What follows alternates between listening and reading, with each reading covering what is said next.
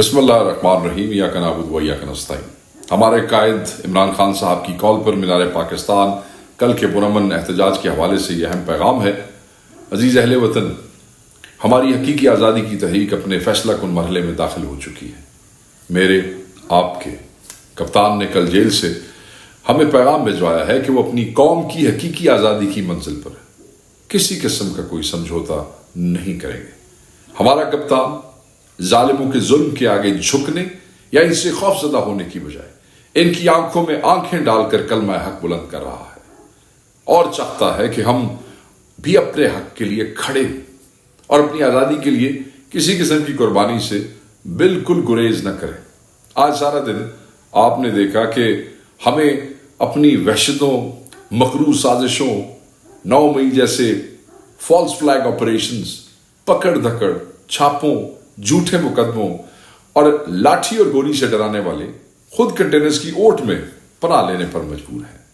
Media پر بیٹھ کر دھمکیاں لگانے، ہمارے ٹیکسوں سے تنخواہیں پانے والی پولیس، رینجرز اور باقی اداروں کو عوام کے خلاف استعمال کرنے اور دہشت کی آڑ میں اپنے سینوں کا خوف چھپانے کے لیے ہاتھ پاؤں مار رہے ہیں۔ ان کے جھوٹے اقتدار کی فصیلیں ریت کی دیواریں ثابت ہو رہی ہیں اور یہ چاہتے ہیں کہ ہمیں ڈرا دھمکا کر اپنے حقوق اور پرامن احتجاج سے باز رکھ سکیں۔ ہم نے کل اپنے کپتان کی کال پر لاہور اور اس کے گرد و نواح سے نکلنا ہے اور مینار پاکستان پر اپنا پرامن احتجاج ریکارڈ کروانا ہے۔ یاد رکھیے گا، تحریک انصاف کے ذمہ داران، کارکنان،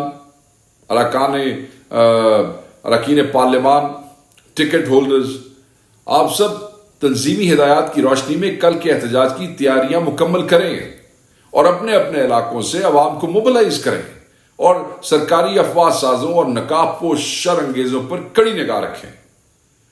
بھگوڑے کی ہاری ہوئی دختر اور صوبے میں اس کی ناجائز قابض سرکار حالات خراب کرنے، پولیس کو غنڈہ فورس اور انتظامیہ کو بنیادی حقوق مسلنے کے لیے استعمال کرنے کی بجائے ذمہ داری کا مظاہرہ کریں اور شرارت اور شر انگیزی سے گریز کریں۔ شرارتیں مت کریں۔